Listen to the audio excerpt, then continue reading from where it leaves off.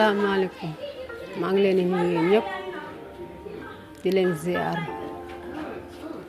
di leen wax ne maa jur Pape Cheikh Ndiaye sama doom la maa ko jur dafa réer depuis le 29 ba tey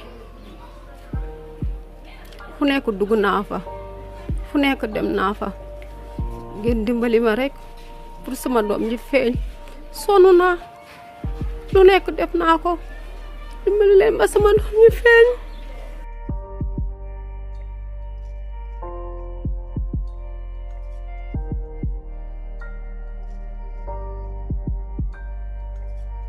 ci 7 heures et 17 heures laa ko gëj a gis ba tey.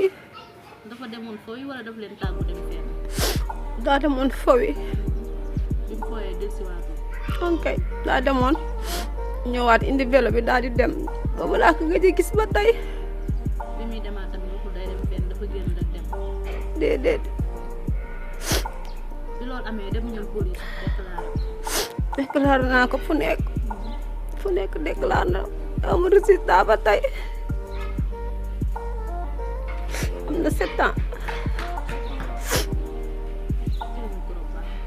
c'est la première fois mu génn rek dem nii. waaw muy doog a am xamul kenn man dong la xam.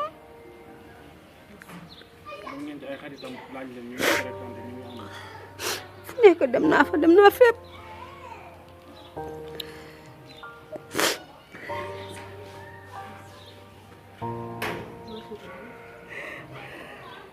ban appel ngay lancé kilifa yi autorité yi police état bi ñu jàppale la ci ñu dimbali ma gis sama doom ma dimbali rek ma gis sama doom ma xam si lu mu nekk yor sama doom jox ma sama doom ay ki yor sama doom jox ma sama doom ji.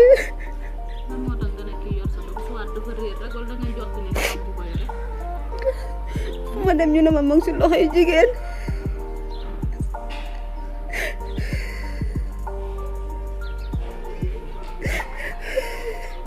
ñaata nit ñoo la wax loolu nii ci loxo jigéen.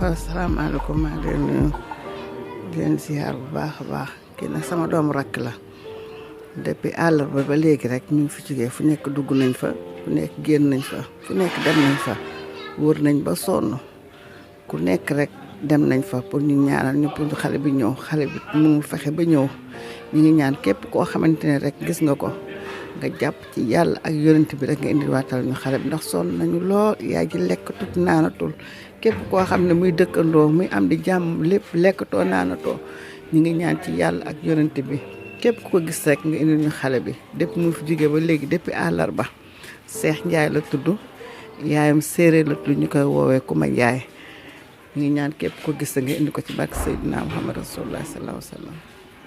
maa ngi ñaan képp koo xam ne gis na sama doom na woote si numéro yi 77 330 89 43.